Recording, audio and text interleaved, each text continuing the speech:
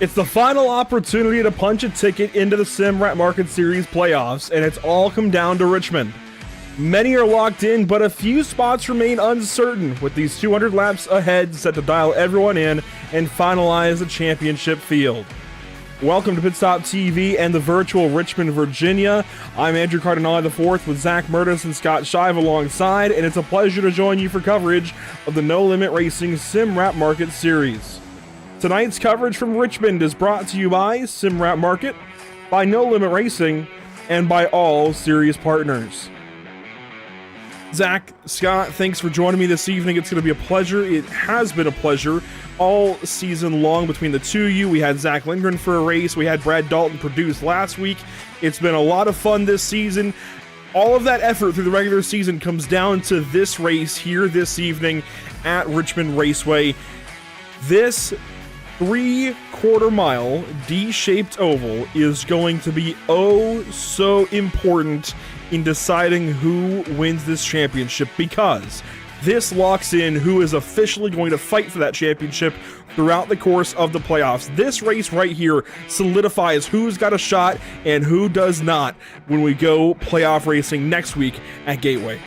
And Richmond has always got a different feel to it. I know lately it has fallen into a little bit of disarray with the fans and the opinion-wise when it comes to the next-gen race car, but I'm still a fan of this track. I'm not a fan of the, simplistic logo change that is sweeping all over some of these tracks lately. But hey, Richmond Raceway is always putting on a great show when it comes to the fan engagement here at the Speedway and the drivers on this racetrack. It's a little similar in a way to Iowa Speedway. It's got its own characteristics. It doesn't have the progressive banking just like Iowa does, but it's got the headlines, whether it's Dale Jr. getting back at Kyle Busch for a spring race incident, or Denny Hamlin taking a win, or Clint Boyer taking wins, or a fan climbing on the fence in 2014. I was at that race and didn't know what happened until I got home that night. But Richmond Raceway always puts on some sort of a show. And it's going to put on a show this evening with these point standings in mind. We take a look across the board. Zach Millett now with 5 wins this season. That's an insane number at this point. That's about half the races that we've run so far. Adam Benefiel sitting at 3 wins. That's about a third of the races we've run so far. Michael Moultrie winless, but now third in the standings. Jeremy Brown dropping down.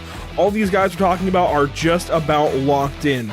So long as they start tonight, they are in the playoffs. That's all the way down through Joseph Tucker. However, Adam Benefiel not here this evening, although he's locked in by points. Sean Boundy not here so far this evening. He is not in by points. The 34 is not here. He's not locked in. He could drop out by missing just this one race, and he sits fourth. That's how close these things are. That's how close these points are right now.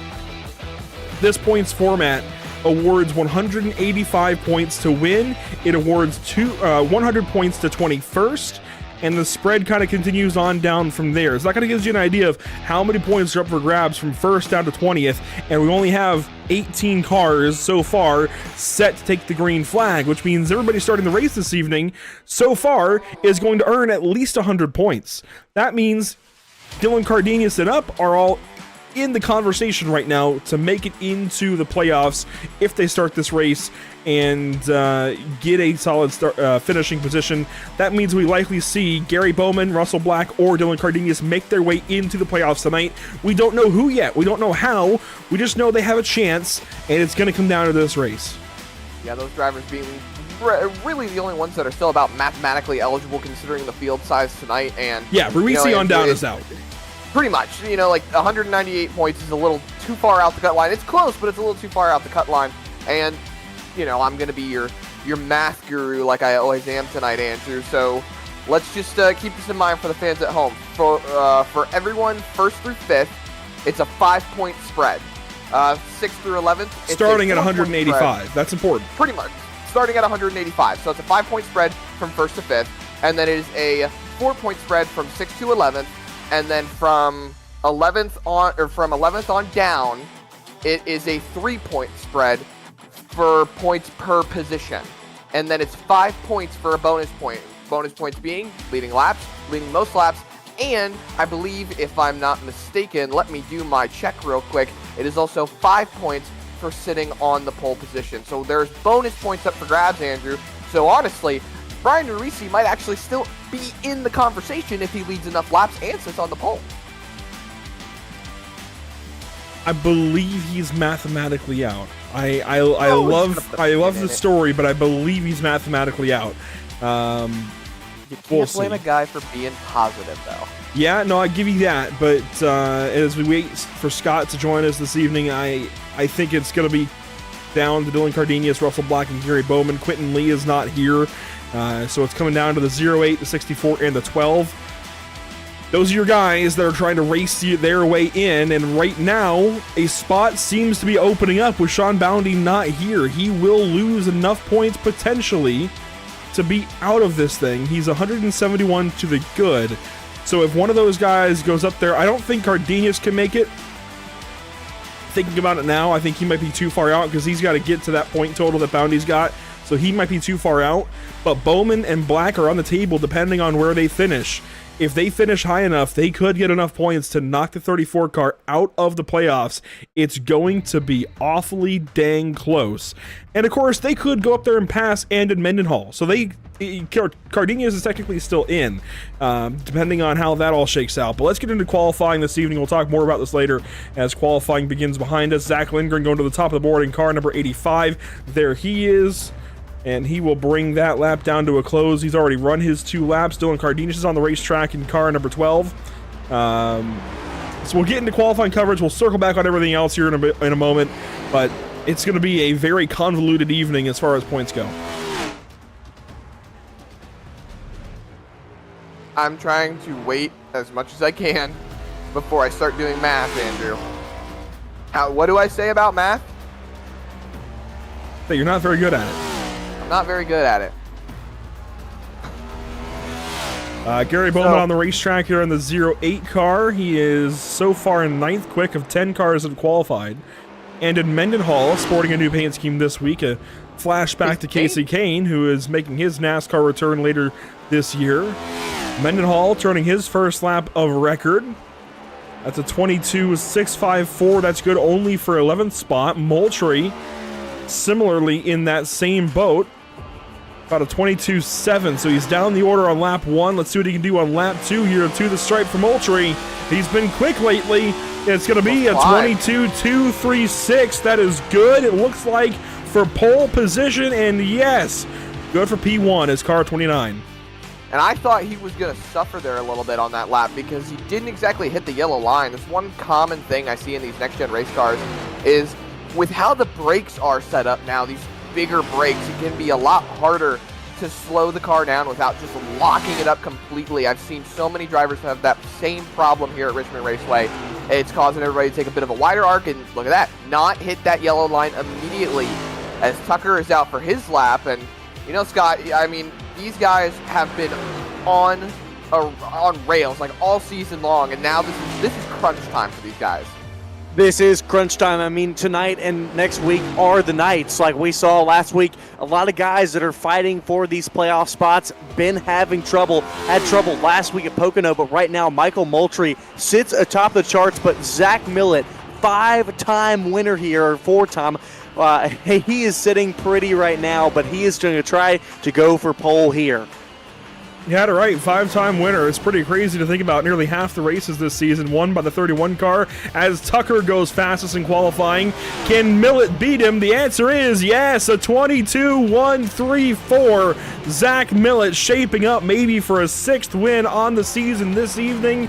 Can he get it done? Here's Joseph Tucker across the line. He is slowest of cars that have qualified so far. An odd position for him to be in. He will be looking for more on lap number 2, and I think he might have more on lap number 2. Let's watch him to the stripe here. On board with Tucker to the stripe. It'll be a 22.312. That'll be good about for the top 10. No. Oh, wow. Just shy. 1/1000th of a second short on wishing for that 10th spot.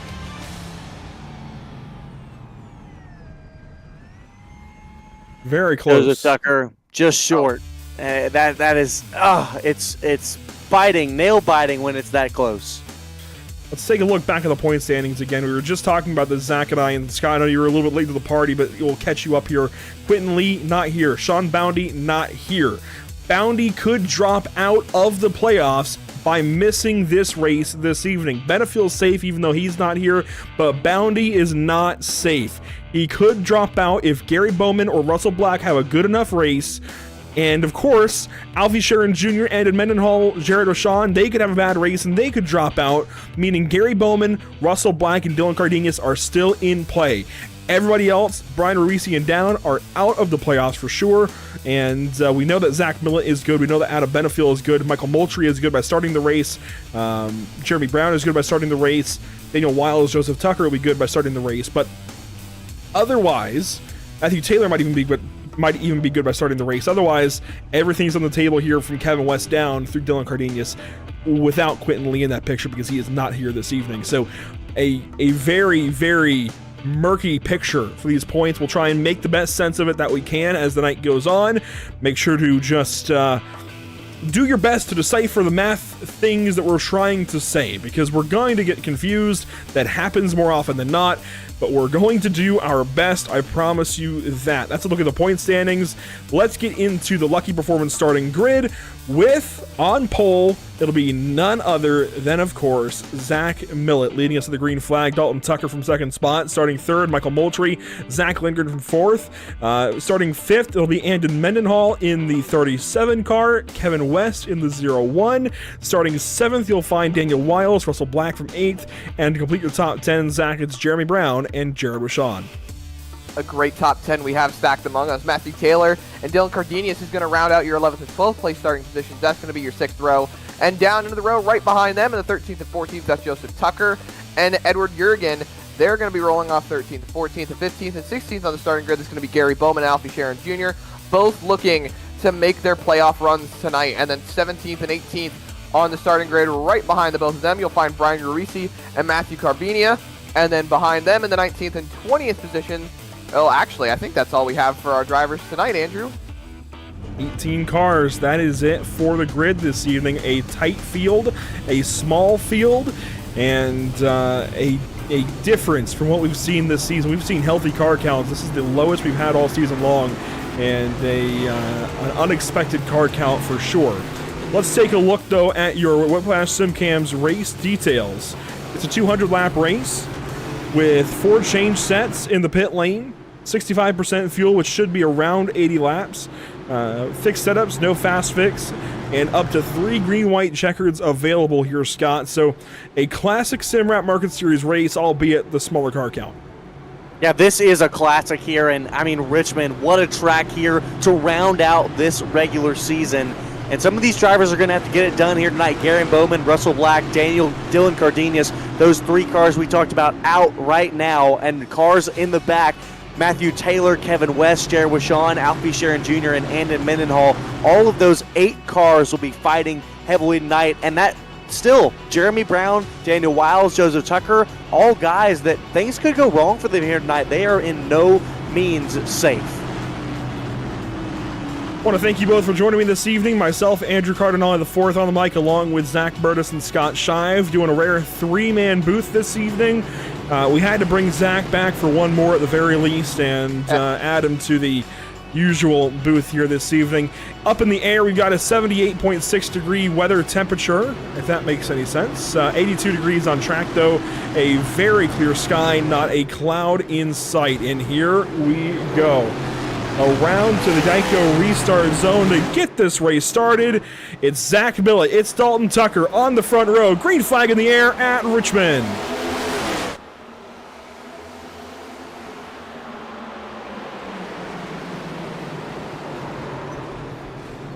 One car in the wall, caution, lap 1, turn 1. And it's Matthew Taylor, somebody who needs to have a good night. We theorize he might be locked in by starting this race, but it's close, and this is not the start he needs if he wants to be in. Yeah, he's got some he's got some front end damage and some damage on that right rear. See him pulling around here. You see it on the bumper towards the quarter panel of that W44. And that is not the way to start off a night, Andrew. Caution on lap 1, spinning into turn number 1. And he's got to be kicking himself right now, Andrew. Like you said, he needs to have a good night, theoretically locked in by being here tonight, but like you said, it's close. Watch here on the replay, see what happened to him. Yeah, Joseph Tucker came over the radio and said that was his fault. So look here, right? Joseph Tucker, the 39, right behind Matthew Taylor in that W44 here, headed right down to turn 1. Yeah, Joseph Tucker just aggressive on entry. Ooh. Yeah, that's a big hit. Edward Jurgen taking a big one there. And look, we talked about this, Zach. Edward Jurgen continues to take the hits here this season. That we did. Yeah, Jurgen. Having a lot of struggles. You go back to Daytona, those first couple of races of the season that Scott and I remember so vividly. Yes, we do. he had bad race after bad race after bad race. It just stacked up, and this is another one here for him. He's in the top 24 in the standings, meaning he makes our points graphic, but that's about the only positive thing that we can say about his season. He has just had such bad luck, and it's not his own doing. It's just bad things happen to him for some reason, and the New Jersey driver is in the pit lane here trying to get some repairs. He can only get so much done here on a short track, but he will try and nurse that car around and get repairs made as the night goes on. Just another bad start to a race for the 92 car. Yeah, thankfully he's got 200 laps to see if he can get this car back in a good standpoint, but I mean, not trying to add fuel to the fire, but even Scott remembers back last week at Pocono, Jurgen pitted off cycle from a lot of these guys, and it really upset the balance of his race and just caused him not to be still in the running towards the end of the race. And as the pit cycle cycled through, I mean, he just was way further behind than anybody else would have liked to be. And, you know, we saw Zach Millett track down and get that win last week at Pocono, and it just made his life a whole lot easier, adding up a fifth win. Oh my goodness, I'm getting so tongue-tied, Scott. It's been one of those days, really. Hey, look, it's been a long day for a lot of us here. I know you and me got a lot of stuff going on, and I know Andrew normally has a lot of stuff going on. See, it's happening to me. It's you're rubbing it off on me, but we're getting ready to go here. Zach Millett holds it to the green. Michael Moultrie got a little bit of a position gain there on that into turn 1, but man, we'll restack and ready to go again for just under 200 laps now. It'll be 195 to go when we get back into the restart zone, this time by Zach Millett. Michael Moultrie now, your front row. That drops the, who was it, Tucker Machine, the 21, down to 13th. He pitted. Green flag back in the air here at Richmond.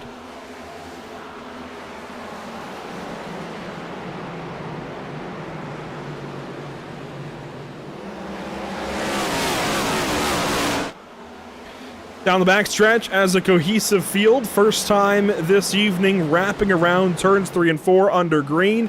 And here comes the field to the stripe. 1 lap complete under green.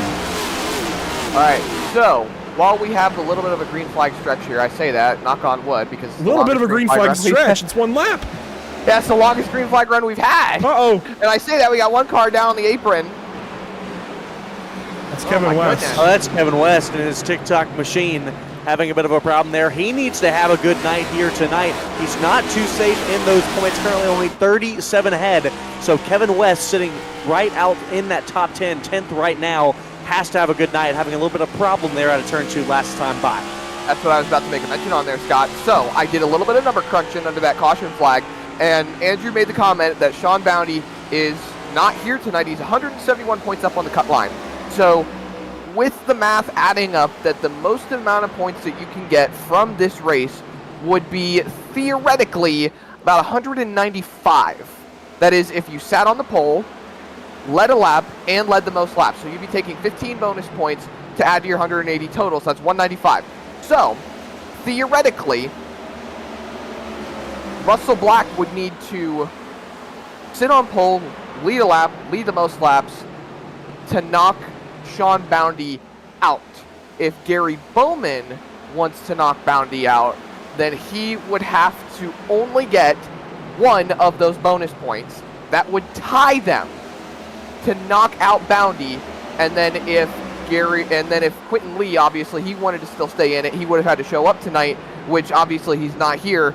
So realistically speaking, it looks like Gary Bowman still has a shot at it. He just needs to have a really good night.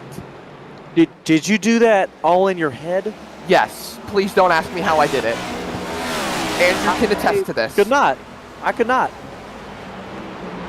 Well, what the drivers are doing right now is just figuring out what's going on the racetrack, and there is a search right now for grip.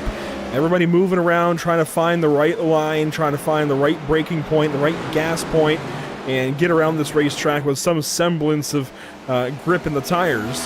Zach Lindgren is working on Michael Moultrie for the second spot here. Mendenhall sits back in fourth, Wiles in fifth. That's 4 Fords in the top 5, 1 Chevrolet, and we've got slow cars in the back, a couple of guys off pace, losing spots. Gary Bowman, one of them. Dylan Cardenas just slipped back all the way to 17th, so problems for some drivers, not so many problems for others. And then the battle for second. Zach Lindgren down to the inside, painting that yellow line, just a little hair off of it.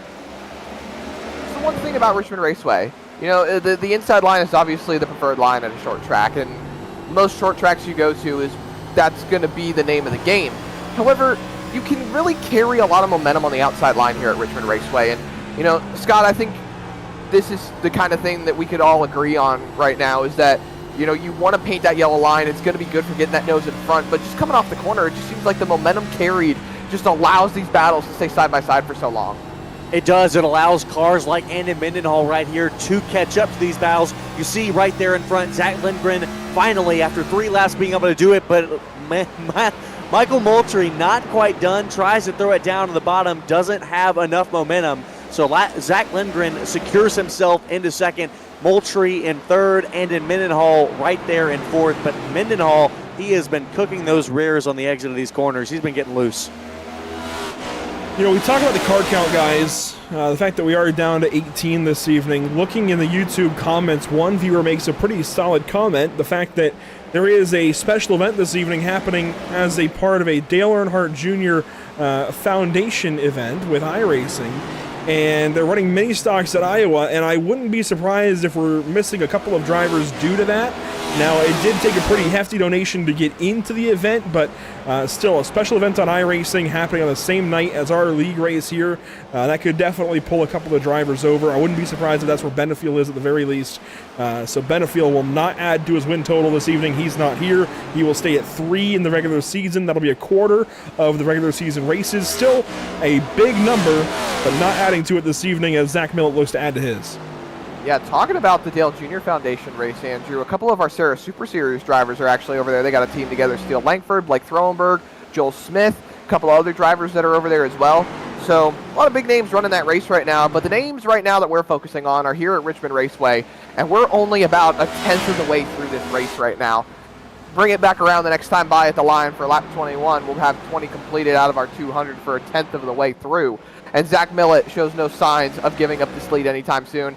1.2 seconds out in front of Zach Lindgren. He's stretching that lead as we speak up to 1.3. So the fight really is a little bit further back. We see the fight for third and fourth. That's Mendenhall just behind Moultrie. He's trying to hold off Wiles.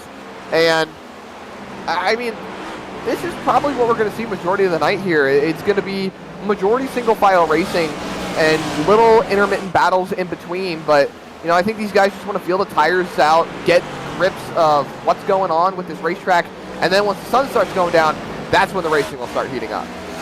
Yeah, Andrew and I have been watching this most of the season long. Daniel Wiles did not start out that well in the first, I say, couple 4 or 5 races, but right after he got into that new Simrat market car, he changed his paint scheme, and then a few races later changed on his number. After those 2 changes, I mean, he has lit up. He has been in the top 5 in the past 6 races that we have been fighting for top 5s, and I think he's been consistently finishing in the top 10 in all of those races here in the second half of our regular season. He has really found something here in this back half of the regular season. On board with Daniel Wiles now as he rides in the 5th position on lap 23 of 200. Not much happening throughout the field. This is about as exciting as it gets right now, and this is what happens at Richmond sometimes. It's such a driver's racetrack that it demands the most out of these guys. They separate. They get strung out like this, and they race the racetrack. That is part of the art, although you do see Russell Black and Kevin West back here fighting for the 7th position, rather. This is a fight that we can go to side by side, but otherwise, single file throughout the field, and we'll see a lot of that this evening. It's just, again, one of those racetracks where it strings the field out, and that's not bad racing necessarily. That just means the drivers are focusing on the racetrack, and boy, is it tough to wheel around here. Yeah, we saw that battle start about as soon as it ended. Kevin West goes right on by to take that spot away in that 0-1 up to the 7th spot. And, you know, looking at the sheet right now, looks like Russell Black moves down to 8th. And then I'm going to take a look here at the point standings. So that's about 142 points on his night. That would put him, realistically, that would put him in front of Gary Bowman at the moment. So now the fight looks forward to Mendenhall that Russell Black is focusing on right now. Because as it stands, he would not have enough points to knock out Sean Bounty.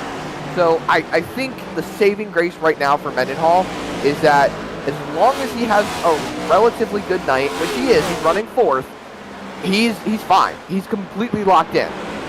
Kevin West would need to gain a few more points just to be able to point himself in. Yeah, mentioning Kevin West back there, you saw Russell Black and him fighting for position there, 1 in, 1 out. And so those two drivers fighting for everything they have tonight. And Russell Black sitting in a pretty good position, but sitting 23 points out, you're going to have to do better than this. So you know Russell Black is trying to think of something out of his crew chief hat to try to figure out what he can do. Meanwhile, Kevin West, we saw him have that problem earlier on the exit of 2, dropped him back to the 10th position. He is coming back through this field. Kevin West, another one of those drivers, Andrew, that we've seen early on. You know, we saw him, it was mid-pack, and then we hit, about the mid-season, and we saw him, just Kevin West lighting up, especially on that TikTok account that he's got going on. But he has been really strong here in this back half, and I think if he makes the playoffs, he might be one of those contenders that if someone could go to battle with Millett and Benefield, it could possibly be West. You know, the race that stands out to me for him was Charlotte, where he unfortunately disconnected early. Yes. And as he makes the pass here on Jeremy Brown, again, Charlotte, that's the race that comes to mind for me, where he was really, really good, racing with Benefield and others, and then had those connection issues early in that race. So we never really got to see exactly how that would have panned out for the 0-1, but in other races since then, he has just been so good, on the verge of winning at places like Iowa, and even was good at New Hampshire for a while. The 0-1 has been really, really good this season as of late, just looking for a first win on the season. Could it come this evening? He's got some work to do, but we'll find out. Meanwhile, you know, as we talk about drivers potentially winning, I don't think we can go too much further without talking about the gap that Zach Millett has to Zach Lindgren. 1.3 seconds from the 31 back to the 85. Here it is. There's the 31. There's the 85. There's the 29. That's your top three. 3 Ford Mustang dark horses leading the show, and boy, are they spaced out.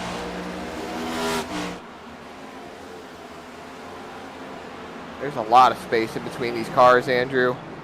This is what we talked about. Driver's track, you're more racing the racetrack than you are racing each other. We look down the back straightaway. There's a move back there. Looks like Russell Black is looking to take another spot. Potentially what could be playoff deciding for that driver. Looking to the inside here of Brown. Trying to put that car in position. And that is up to 7th if he can get clear. Put it up to 7th, that's 134 points. Still not enough to point himself in just yet. I think if I'm doing my math correctly, that would put him, let's see. Big time loose there. That'd put him still about 150 points out. You can see Russell Black here in 64 just fighting a loose condition on the exit that allowed Jeremy Brown to get back by on the outside. And that's one of the tough things here. It's this bottom is starting to rubber up. It's harder to carry this bottom. Cars are getting tighter, unable to turn. You're having to go on the brakes earlier, travel through the center longer off of the throttle. And we look here along the hood of Russell Black, you see just has to take a longer time to get into that throttle, loose on exit. You just have to be so careful with it. And that's one of the big reasons that we talk about Richmond is a driver's track. I mean, you have to be focused at every single moment, and every lap this track will change, almost like a dirt track. Used to be dirt way back in the day. Used to be a dirt half mile. But now, of course, the 3/4 mile D-shaped paved oval that it is. We flash up front to the fight for fourth. And in Mendenhall, Daniel Wiles. Wiles safely in. Mendenhall just on the edge of being into the playoffs and should hold on to it if things pan out like the way he's running so far. I mean, he is looking really good. Fourth place. He must have done his practice this week because this is I don't want to say an uncharacteristic run for the 37 car, but it's definitely better than other runs we've seen from him. This is one of the better runs we've seen all season, in fact, for that 37 car as he runs in fourth, although he might be fifth here soon. Wiles keeps knocking on that door and is about to kick it down. Yoo-hoo, anybody home? Charging hard off of turn number 2. I think there's a lot of potential here and looking down to the inside. Side by side coming down the front straightaway. Wiles, I mean, Zach, he has been working on this for forever. I mean, Wiles has been slowly closing in, finally gets a good run here on the bottom out of turn number 2. He'll dive down to the bottom here in turn 3. Mendenhall trying to find some speed on the top, and this is what you mentioned, Zach, being able to carry that momentum on the top. How long can Mendenhall keep it up there and keep that momentum? Gets a great run on exit of 4 there, but here Wiles gonna have that dominant lane again, but Mendenhall, he's not gonna give up. He knows he needs a good night. And that's one thing, Andrew, how hard does Mendenhall fight? Do you sacrifice this spot in 4th while potentially causing a mistake? That's a good question. It's too early to tell, in my opinion, because I think this position matters, but at the same point, does it really? You've got a gap back, what is it, 20? Here comes Kevin West on the outside of Daniel Wiles. Those two working together gets the 01 into 5th place. Maybe he can make quicker work of the 37 car. But looking back at the point standings on another monitor here. Oh, in the wall! Uh-oh. Mendenhall. Big he hit. got big time wiggle off of turn number 4. Really upset the race car. Smacked the wall on the right-hand side. Look at that damage, Andrew. That's not going to be very beneficial to that 37 car. That's a big hit, Scott. Well, there was a little bit of contact there between West and Mendenhall. Mendenhall got loose on the exit of 4. West gained some ground, and I think there was a little bit of contact that might have put Mendenhall in the wall. Now that helped Daniel Wiles get back to him, and let's see what kind of lap time that Mendenhall is putting down right now. We're going to look at this next lap by as Daniel Wiles now here able to make the pass. Let's look at this lap as Mendenhall comes back. We'll take a look at the replay. These two cars battling. This is Mendenhall on the outside of Wiles. He prevailed there on the outside. This is Kevin West. Wiles is going to let him through. Again, them two working together. But here around this next lap, you'll see that carnage, Andrew. Right here, he just gets free and then got a little more free and then overcorrected into the outside wall. I don't think there was ever contact made, but we'll go back from the perspective of the 0-1 and double check. I was looking from a rear camera, so. I don't think there was ever contact, but we'll watch here. Is there? It would have been right here if so. No, he just got free. And it's so easy to overcorrect these race cars with the rack pinion steering. A lot of drivers have made the mention of the second you go to correct the car, you turn it back to the right-hand side, it just gets light. It gets completely free. There's no feedback going to those hands to tell you what's going on with that race car, and you lose all sense of feeling. A lot of drivers say that it's realistic, a lot of drivers say it's unrealistic, but hey, all things must come to an end at some point. All good things must come to an end at some point. Mendenhall's run now faltering down to the 6th spot, but we look here, the fight between, well, that's the 39 of Tucker and the 20, actually. That's yeah, the two Tuckers. That's the two Tuckers. I was about to say. I thought that was Jared Wishon for a second, but that looked more like a 1 rather than a 7. No, Sean's actually just ahead. Oh, yeah, he is. He's 1 spot ahead. I think he's about, 5/10 of a second there?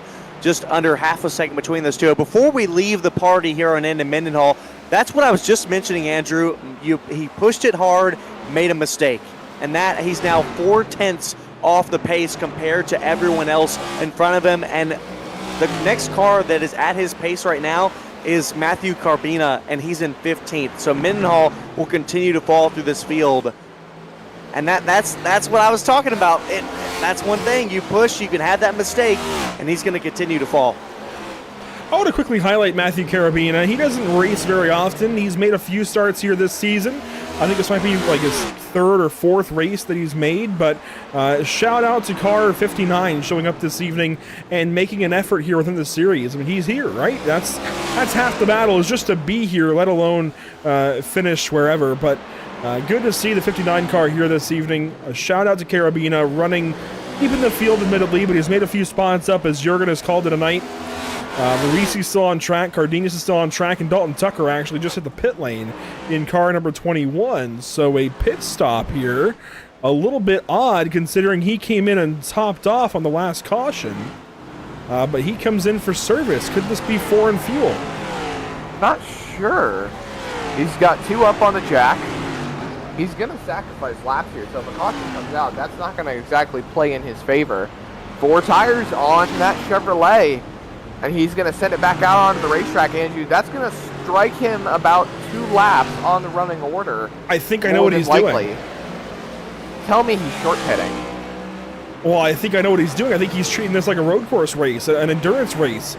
He sees the writing on the wall. We've got 17 cars here. They're spread out. This thing could go green. So he's working this race in reverse. He's taking the short pit now, and he'll pit one more time around lap 125. Somewhere around there, the fuel will let him get that far, and then he'll run to the end. So this is a really bold move. You don't see this very often in stock car racing because of the unpredictability around the actual structure of the race. Will you get a caution here? Will you get a caution there? It's very difficult to run this strategy and make it work.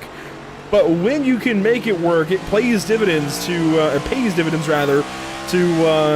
make this move. This is awfully bold.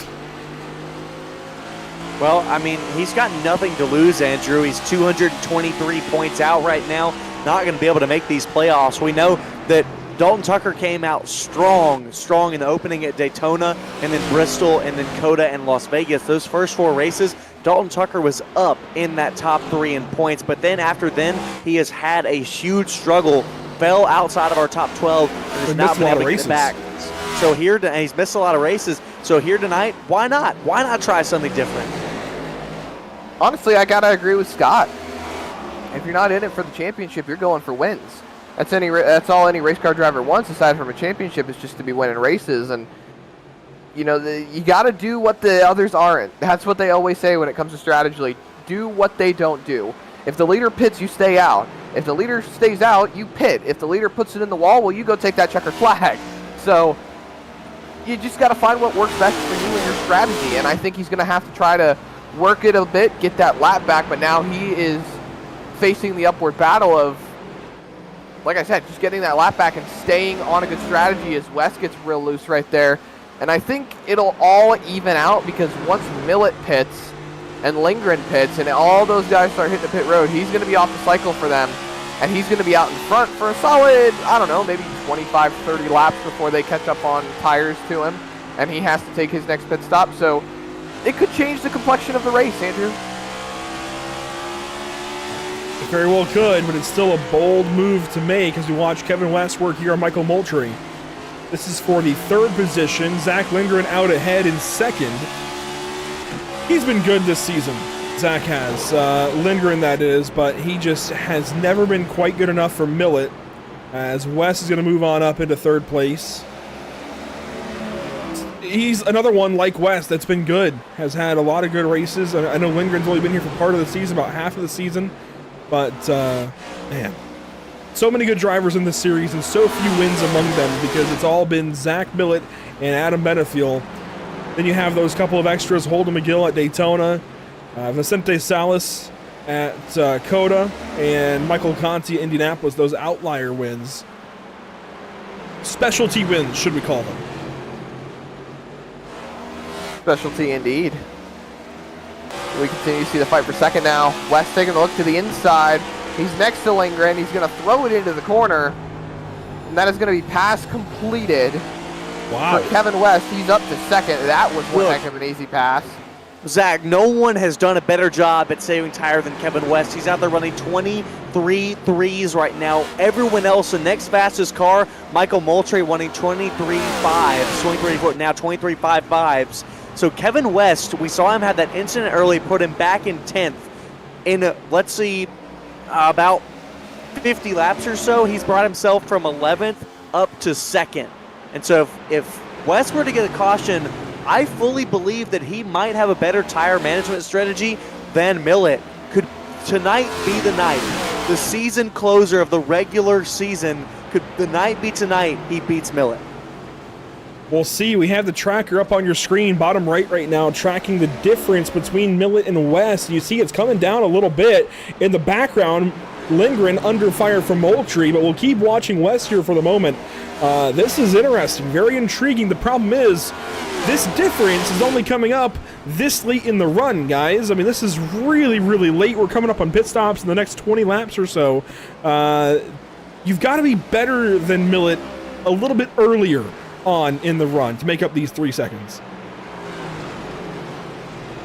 Yes and no. Long run is definitely going to be at play here tonight. As we can But see if you so give far, up the lights time are in the coming short on. run, if you give up time in the short run, you're still going to be out that time.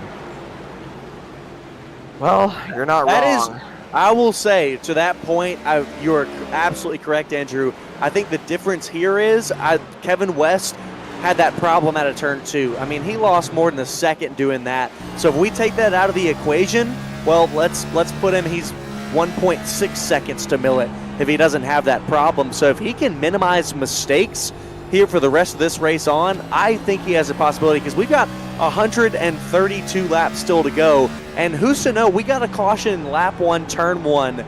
Who's to say this thing's going to go green all the way out? I mean, saw Andrew try to use his special little marker there. See where Zach Millett is on the racetrack. Kind of shows you where the 31 car is right now, and West is definitely closing in. This might actually still work out for him as we work. I mean, he's made a nice recovery so far. Already picked up about a half second. It's working well for him. Faster. Lap traffic, though. Mendenhall is pitted. He actually just pitted, it looks like. Goes by Cardenas there. Cardenas has not yet pitted. Tucker has pitted. Mendenhall has pitted. Carabina has pitted. And Risi has pitted. That takes you through the back end of the field and some of the drivers that are a lap down. Let's think about this, Andrew. So, Kevin West is closing in on the long run right now. We've got just about 10 laps until we see these guys start taking it in for their pit stops. Here's my thing. You talked about it just now. Trying to gain back that time over the course of the long run after not being super good on the short run. You know, one would say that Kevin West could still keep in touch after the pit stops, but we're not just coming into pit road and cooling off the tires to put a heat cycle on them. We're changing tires. We're setting up for a whole new run. So you got to manage the short run going off of pit road, kind of like a restart, and then cycle into a long run. So do we see Zach Millett pull away a little bit as Millett's pitting now? Do we see him pull away a little bit after the pit cycle and then West close back up? And Scott, I'd like your opinion on this too. Or do we just see them close back together after the pit stop cycle through? Yeah, I think we're going to see them fairly similar to where they are now. I imagine watch Kevin West here to stay out for an extra lap, maybe 2, because again, he's going to get all the use out of his tires. Call me wrong, he's coming in right now. Saw Millett to come in, and well, he was running faster there, but he's going to show you the tire advantage that these drivers want to have. So Zach Millett comes in, and Kevin West comes in directly after. But to your point, Zach, I think we're going to see him cycle out pretty much similarly to where they were at. About having to get that short run. You see Millett have it right there in the box, easy in, easy out, easy blend in the pit lane. He's got to work past some of these lap cars. We'll see Zach Lindgren pit here from 3rd position. Lindgren pits. That was a big time cover up from the 0-1 machine. Wanted to cover up that short pit from Zach Millett. I think that shows you that Millett was scared. He saw how quickly the 0-1 was coming, and he decided he was going to pit and force this strategy so that he had the upper hand on the newer tires. 100%. I'm going to go with that. I would put money on it right now. Zach saw how quickly the 0-1 was closing in, guys, and said, no, we're not having that, and decided to pit. I couldn't agree more, Andrew. And I'm looking at this right now. The times in the box, while it's not much, they were exactly the same on pit lane, but Millett was in for 14.3 seconds. West was in for 14.1, so that's another 2/10. And now, Zach, let's look here. The start of this new run, let's see this tire management. Let's see how it works out, because we saw earlier West save tire in the beginning. Millett was able to get away. We're going to have to see how that affects, because I think that's exactly what you were talking about. Well, as long as he can minimize the effective damage that's going to be done on the initial start of this run, he should be okay. I mean, you can already see he's a lot closer to Zach Millett than he ever was before.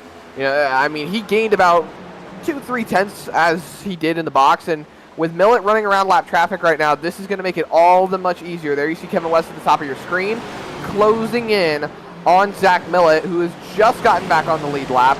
He is the first car 1 lap down. Zach Millett's the last car on the lead lap. Kevin West is the first car 1 lap down. Alfie Sharon Jr. is going into the pits now, so that's going to be another spot gain for both of those drivers. You see Joseph Tucker still on the racetrack right now, and the pace has slowed down for these guys too. As the race goes on, these tires wear out. You see those brake rotors glowing. This is the time for Zach Millett, Kevin West to capitalize on these strategies, so therefore as the race moves on, they'll be able to worry less about what's behind them and worry about fighting it out between each other. 80 laps will be complete this time by Joseph Tucker. Leads the way here, but we expect him on the pit lane really at any point in time. Out. Wow. Spinner, Michael turn Moultrie. 2. Oh no, did he spin coming off pit lane? He was running in the top 5 before the pit stops began. He's been out there for a little bit now, 6 laps on the tires. See a little bit of right front damage. They were probably just still cold, spun at the exit of turn 2. Will be this next time out of turn number 2. This is out of turn 4. This is going to completely throw a wrench in everything. Was free into the corner, chased it, boom, wall. Oh, man. And went around right in front of Zach Lindgren. Oh, my. Wow. That's what we call a Code Brown moment, ladies and gentlemen. Yeah, Zach Lindgren there barely escaping calamity.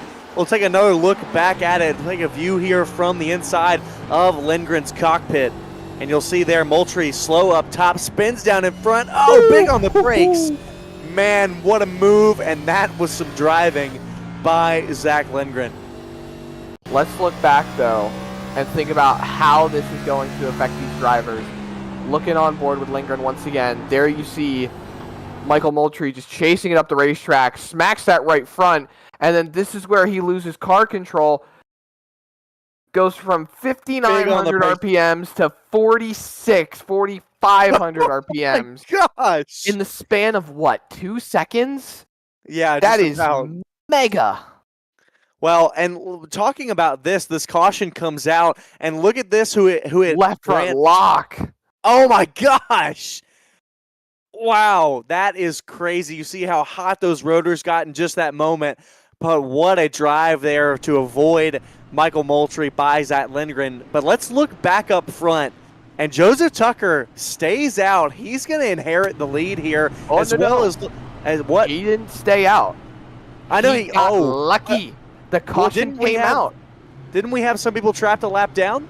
Yep. So the last car on the lead lap, like I said, was Zach Millett. And everyone from Kevin West on back had to take the wave around. Now, we were cutting to the replay while everything was going on. Well, so West should be Lucky Dog, right? Yes, West was Lucky Dog, so he has to go to the tail end. Tucker, let me think if I got this correctly. Joseph Tucker, Jeremy Brown, and Dalton Tucker were all still on the racetrack, yet to pit before the caution came out. I think I got that right. Also, Dylan Cardenius has also parked it for the event. He is done for the night. Oh, no. What? Yeah. See? Just parked it. He still had a chance. He was running about 14th. I think he was a lap down regularly, and Cardenas just did not have the speed tonight. That's unfortunate. That is terribly unfortunate. He still had a chance to make the playoffs, and it will come to an end this evening. He started the season late, so to see him make it would have been a huge, huge triumph, but that'll be it for him. So it comes down to Gary Bowman and Russell Black now to make the playoffs as somebody outside looking in. And this is going to be an odd restart. We're going to have two rows of double file, and then everybody else will be single file behind. Well, you know who this hurts the most? Kevin West. I mean, he is going to go back to that single file line, which he would have been in the back anyway, but with everyone taking the wave around, he's twice as far back as he would be normally. Well, he would still have to start behind the lap cars. Well, yeah, but I'm saying, like, since they're all single file, I mean, he's in farther. You're not wrong on that one. Here we go, round 2, the Geico restart zone, and we are back green at Richmond. Everything has changed. Let's try this again.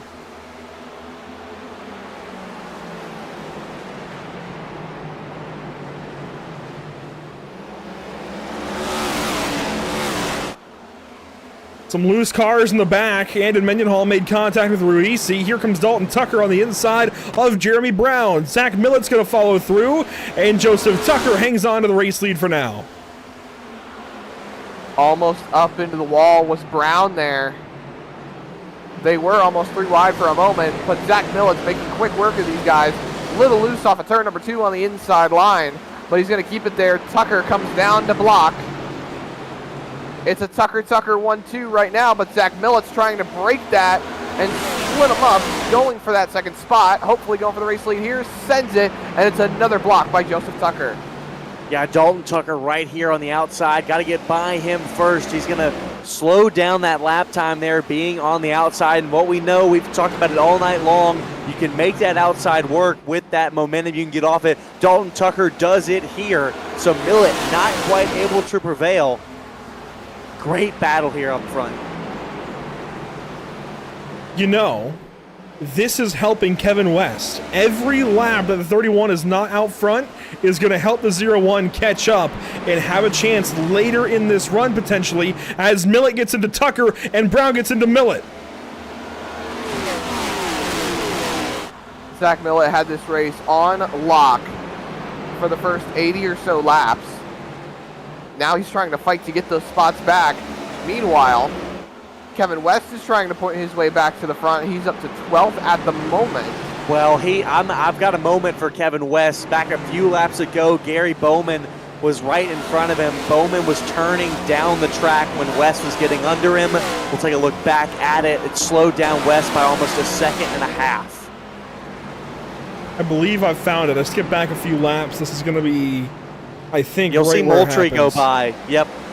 You'll see Moultrie go by here, and then Gary Bowman tries to come back down the track. Kevin West carrying a lot of speed. Oh. West has to slow up a lot, and he loses a ton of time. So now he was just a moment ago 4.6 seconds back. Now he's 4.1 seconds back. So Kevin West is still really fast, but 4 seconds is a lot. 4 seconds is quite a bit, but remember, guys, we've still got a little more than 100 laps to go. And Millett's still stuck behind Tucker's. That he is, so that's going to be him burning up his tires a little bit more as well, not doing as much saving as he would like to. You see both the Tuckers playing defense on Zach Millett, Jeremy Brown right behind them. Then it's Wiles, Lindgren, Mendenhall, Black, Wishon, and Sharon all trying to hunt down those two Tuckers. You know, I feel like there's always got to be some sort of sibling rivalry when brothers or family members are racing each other on the racetrack, you know, especially since they've got two different manufacturers. One's a Chevy, one's a Toyota. There's got to be some form of... I hate to tell you, Zach, I don't think they're related. Really? I was waiting for Andrew to say that. Yeah, they're on different teams. I don't think there's any relation between these two Tuckers. One from America Racing, one from, let me double check, the graphic has it, Extreme Esports. Yeah, I don't think there's any relation here between these two Tuckers. I think it's just a happy coincidence. Yeah, so oddly, Zach, I have ran into so many racers with last names, and yet they're not brothers. Even weird ones. Like Tucker is a little bit more common, but I've had some weird last names, and they're not related. Can confirm they are not related. We've had a lot of drivers with the last name Smith. I know Smith is one of the most common last names in the United States. I was going to say. It's, well, I call it my embarrassing moment for the night then. Well, Zach Millett continues to work here on Dalton Tucker. Joseph Tucker continues to lead. We work closer and closer to halfway. I want to give a big thank you to all of the partners of the series. SimRat Market, Apex Sim Racing, IMB Racewear, Moser Racing, RS Button Boxes, Team Conti Sim Performance, Trackbar Media, The Butt Kicker, Extreme Graphics, and Cyber Edge Hosting. And a thank you to our partners here at Pitstop TV. We've added one: Whiplash Sim Cams, ATVO, CC's Business, Cody Williams Design, and Lucky Performance. Lap 99 of 200. And we are quickly approaching that halfway mark. It'll be coming up this next lap as there goes Millett to the inside of Dalton Tucker. This is looking for second place. Everything has been panning out behind him. Single file through the entire field, and now single file once again in your top three as we work lap 100 now of 200. Zach halfway this time by. It'll be cross flags at the flag stand. Hard to believe that we're only halfway through this race already. We've barely been green flag racing for an hour now. From the drop of the green flag, it's been 42 minutes for these drivers, and we here on Pitstop TV have been live for just about an hour now when it comes to the whole run of show. So things are moving along very quickly here. It's not like, you know, the BRB Butt Kicker Cup series from last night where they have stage breaks in between that slow down the pace of the race and keep fans a little bit more in suspense. This is just a straight cut-through race all the way through. We're past halfway, like you said, Andrew, so, you know, now we're getting into the nitty-gritty. This is where the strategy comes into play, where we saw, you know, some of these guys started a short pit early on. We had the caution break things up, so now they're a little bit more squared away. We may not see pit stops until, you know, relatively closer to the end of the race, maybe more around lap 75, lap 80, or 175, 180. Yeah, Dalton Tucker, I mean, no one has been able to run this high line like Dalton Tucker. I mean, Millett has gone high, gone low, everything to try to get around Dalton, and nothing has worked so far. You'll see him enter high here, try to go over low. Oh, here's a mistake. Dalton Tucker makes a first mistake here, battling with Millett. This is going to open the door. He was so perfect there on the top line, but one mistake around Zach Millett will open that door, and he's going to take his opportunity here on the exit of turn 2, still side by side, but down to the 3 and out of 4, you'll see Zach Millett take it here. Zach Millett finally breaking through on the bottom of the racetrack and will take second place away on lap 104. He's not got it just yet, though. Dalton Tucker fights back on the outside that time by. Hangs on the right rear, and finally the 21 will give in and let the 31 go on by. He can now chase down Joseph Tucker. There's the gap, bottom right of your screen, about 3/10. Now, where is Kevin West? Well, I would love to tell you. He's 10th right now, chasing down Jared Rashawn, about 4.6 seconds behind race leader Joseph Tucker. So the gap hasn't changed much, but he's in now that line of traffic, beginning with Rashawn all the way up to that race lead. So it's a long road, but he is on that road, and we know how quickly he can close in. Let's see what he can do.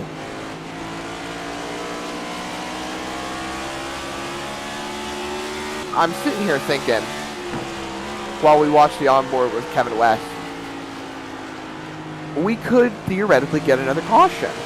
Now, not to play. I mean, we could get one at any point. We could get a lot of cautions. We could. And with the Chaos Bringer in the booth tonight, I mean, there's always the potential for something to happen. Sorry there, Andrew. Had to take a little knock at you. But, you know, we get a caution. This brings Kevin West back into the picture. And that's not to say he's out, but it's not to say he's relatively in at the moment. You know, a caution would shake things up. would save him the trouble of having to fight up there to get Zach Millett, who's still running in the second spot. We see a wiggle out of Joseph Tucker. But, like I said, playing devil's advocate, it could realistically prove to make Kevin West's little detrimental from Michael Moultrie spin a little bit more beneficial for him. Yeah, Kevin West getting around Jared Wishon there for 9th position. And another driver I want to highlight here is Matthew Taylor. We saw him have that incident earlier on between him and Joseph Tucker in lap 1. Well, he's a lap down right now, and he's only, 79 points in this top 12, so he currently sits in the 8th position. I don't know how this looks, math man Zach. You're going to have to do some math here, but I don't like the position that Matthew Taylor is in. Oh, boy. All right. You're making me do math again. So hey, you love it. It's fine. All right, so looking at it from this perspective, Matthew Taylor is 79 points up at the moment. Realistically speaking, he is locked in. We'll just call it as it is. He is locked into the show. There are not enough drivers here that could realistically knock him out. However, looking at it from the other perspective of Gary Bowman, Russell Black, Dylan Cardenas. Dylan Cardenas, obviously, he gone. He not here anymore. He's parked the car. He's done for the event. Russell Black, sitting 23 points out at the moment. This is where things get interesting. It is not Matthew Taylor that we should be focusing on. It is Alfie Sharon Jr. that we should be focusing on at the moment, because they're the ones that are close enough on points. Because here's the big picture. Russell Black currently sits in the 9th spot, so that puts him at 138 points, regardless of if he's gotten any bonus points so far. That is not enough to knock out Sean Boundy. That is nowhere near enough to knock him out. So the next closest car that could fall out is Jared Wishon and Alfie Sharon Jr.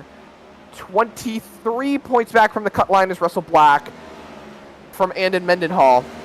And then he's another 20 back from Alfie Sharon Jr. So that's 43 points that he's back from Alfie Sharon Jr. So that means he needs a differential between himself and Alfie 8 spots. That is if he wins and Alfie Sharon Jr. finishes 9th. Wow. I'll let the numbers be whatever the numbers are. I just like the Whiplash SimCams decal on the left rear and right rear quarter panels of that 99 car, and I appreciate that. A lot of hard work goes into Whiplash SimCams, so I appreciate that, Alfie. That just made my day. Yes, I should not be talking about all these numbers just yet. Things are getting so confusing. Well, Kevin West has gone by Andon Mendenhall and Russell Black. Sorry to take your note right off the notepad, Scott. It's like I was looking over your shoulder, but hey, what is it? Some minds think alike. Great minds think alike. Yes. Which one of you is going to owe each other a soda after that one? I don't know. I feel like I owe Andrew a few more sodas. Just say Jinx, man. I do it all the time to him.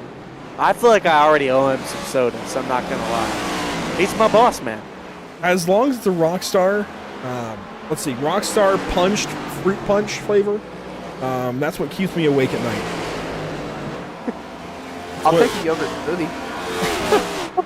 Oh, man. Well, reeling things back in, we work on lap 119 here of 200. The 39 car of Joseph Tucker leads the race. He's over Zach Millett by about a half second, and this, I think, is poking holes in the boat that is the 31 car sailing away to victory. He does not look so good on this long run now, so he's got short run speed for sure, but long run speed may be a little bit lacking this evening. This is not what we're used to for the 31 car. We're used to seeing him be just as good in the long run as anybody else, maybe a little behind a Benefiel or a West on occasion, but this is abnormal for sure to see him losing time to Joseph Tucker this early in a run. This is going to help Kevin West. Now, West has fallen back a little ways. He is 6 seconds now behind the race leader, Joseph Tucker.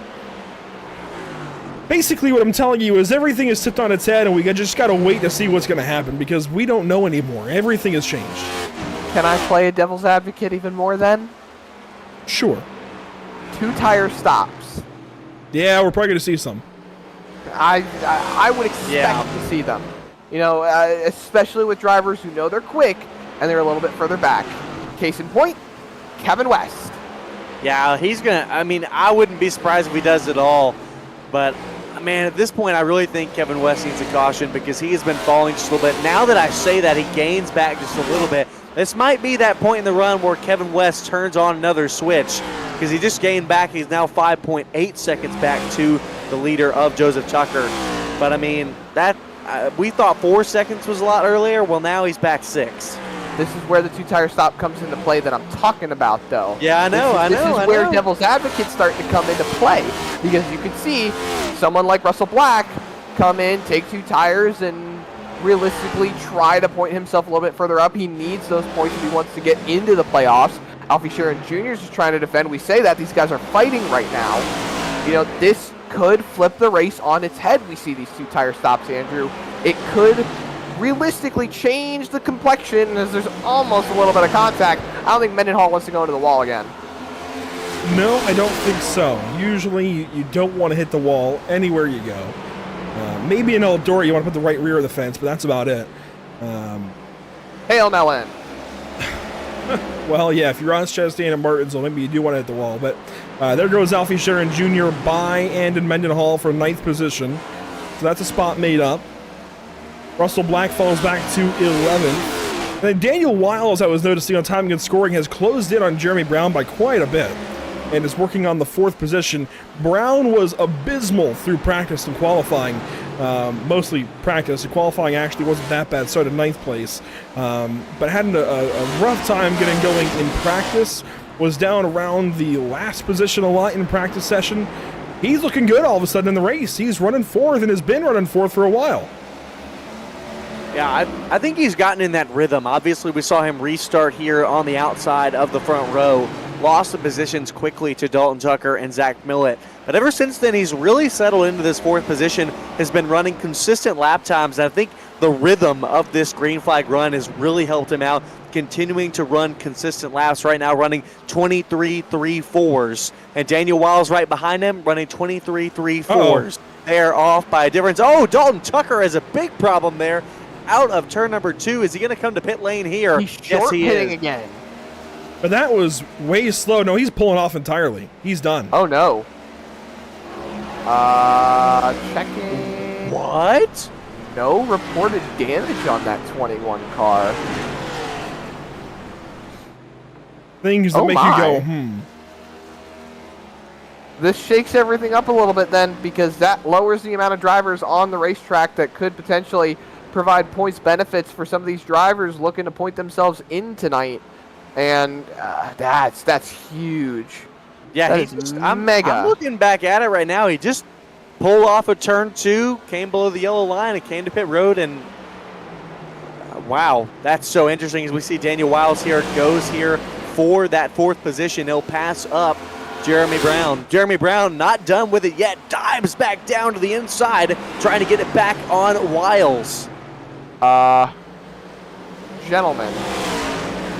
Joseph Tucker was one of those drivers that started the race and could have actually lost his playoff spot should he finish too far down the running order.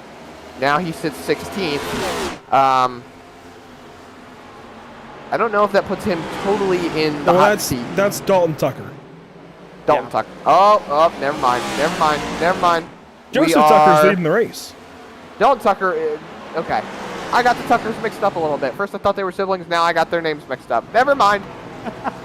Michael Moultrie comes in and pits here. He's going to come in for service on that number 29 car. Was running inside the top 10, I do believe. And yeah, he's running right now. He's still in 10th now. Should take 4 tires and fuel and head back out there. You can do this. You can pit a little bit early. These guys have run about 50 to 60 laps. Well, it looks like about 50 laps since the drop of the green. And we've got about, 65 to go, thereabouts. So you can pit now. It's a little bit early. Maybe you get some time out of it as we see, let's see, Russell Black and Mendenhall, they've both pitted. There they go, racing by Zach Millett.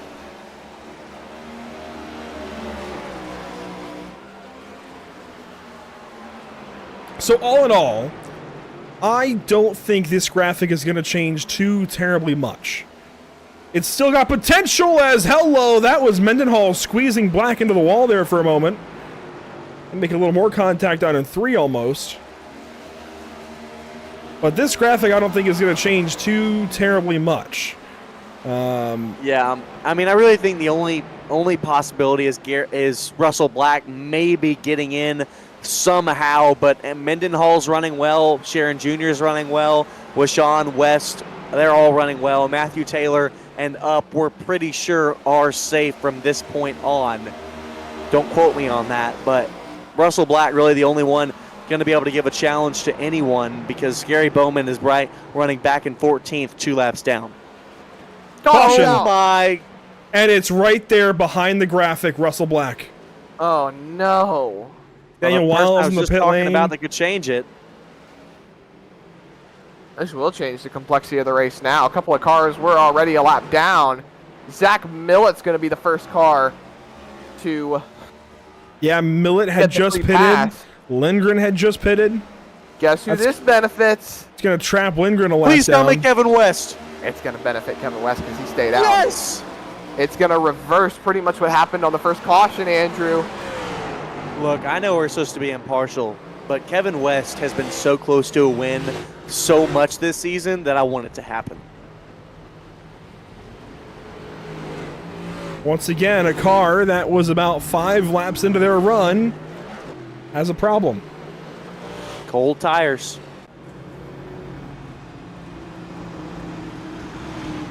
This once again changes everything. Here's everybody headed down to the pit lane that hasn't pitted yet. Tucker, Brown, West, Sharon, Washawn, Carabina. They all come on in, but Kevin West is going to be a huge beneficiary of this caution, it looks like. Joseph Tucker, something looks like he could win this race. He's going to have great position here. Millett's going to be to the rear of the field. Lindgren's going to be trapped a lap down. He's going to have to rely on the wave around.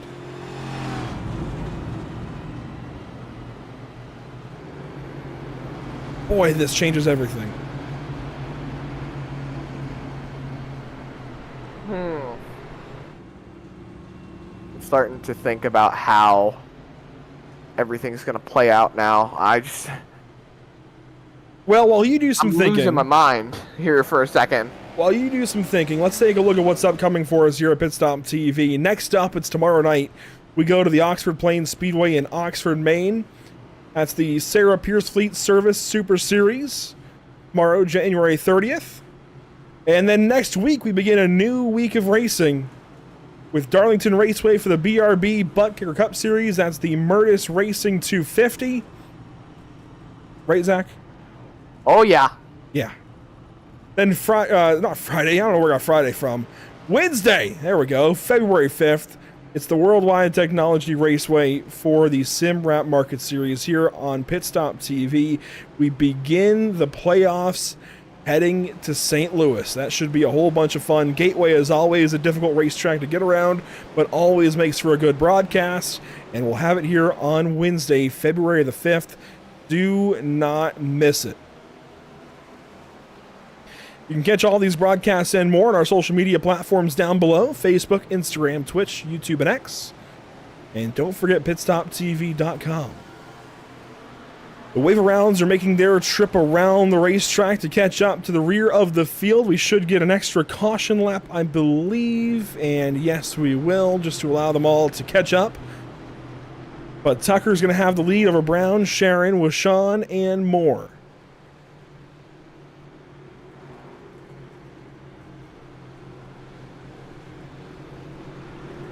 That was 60 to go, now 59 to go. I'm looking here right now. I'm looking at Kevin West again. He's my guy I'm always going to look at. Oh, my goodness. Kevin West, penalty. Too many boxes on pit road. No way. Yep. Dylan Hale, our race control, just messaged it. Oh, my goodness. I didn't even realize this series had that form of a penalty. Oh, that, and we saw a lot of them through the first half of the regular season. Here we go. Geico restart zone coming up. West and Millett both in the rear of the field. This should be a whole bunch of fun. Joseph Tucker into the restart zone. Green flag back in the air. Who's it going to be at lap 200? We'll find out in about 58 more.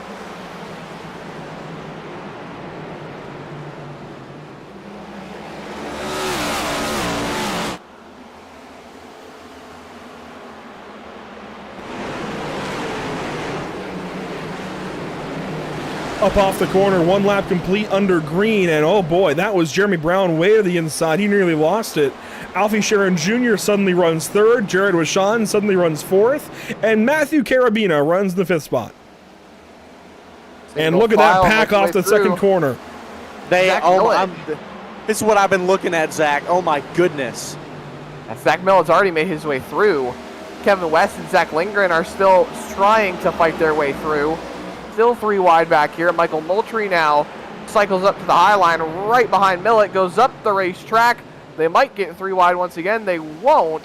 Lindgren gets loose. Oh, Kevin West has got to be sitting there kicking himself thinking, what the heck is going on? I just want to get back to the front. Man, they were 3 wide there for about 2 laps. Lindgren getting loose, then West getting loose. Big time there out of turn number 4. Going to lose that time. He's up to 9th so far, but 3.4 seconds back in the lead. Millett up there in 7th.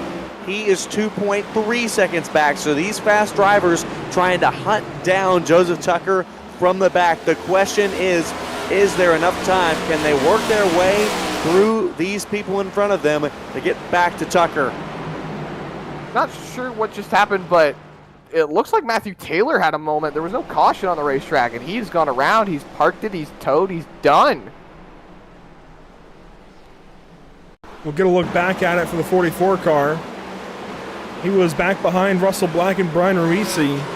3 here into turn 1. Oh my gosh. Oh my goodness. That's a big hit, and trying to knock down the wall. Motor. He should be safe in terms of the playoffs, but it's going to be a whole lot closer now than he wanted it to be. Oh my goodness. And we near 50 laps to go. In fact, that was 52 at the stripe. It's Tucker Almost leading, Brown second, then Wishon. Those two are teammates. Then Sharon Jr. in 4th, Wiles in 5th. That caution trapped Mendenhall down a lap, Moultrie down a lap, Bowman and Black down a lap, Ruisi down 2 laps. That leaves 14 cars in the racetrack. Just above just under 3/4 of the way through this race now. And it's been all Joseph Tucker out in front for a while, Andrew. I mean, we expected Zach Millett to lock up his 6th race win of the season. And I mean, this is turning into a crazy incident. We're hearing from race control. The 44 towed before the manual caution would have been thrown by race control. So they elected to keep it green flag racing. And I just got to cycle back. Joseph Tucker still out in front. We thought Zach Millett was going to win this race. We expected him to go 6 wins. And now it's slipping ever so further away.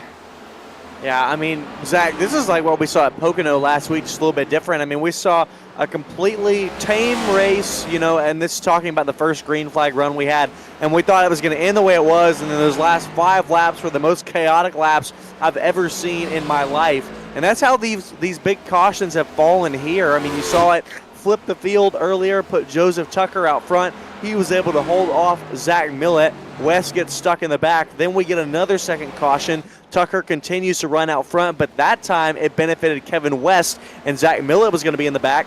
West gets a penalty, puts himself in the back as well. So your 2 fastest drivers of the night in Millett and West are in the back, and Joseph Tucker has assumed that position of fastest car.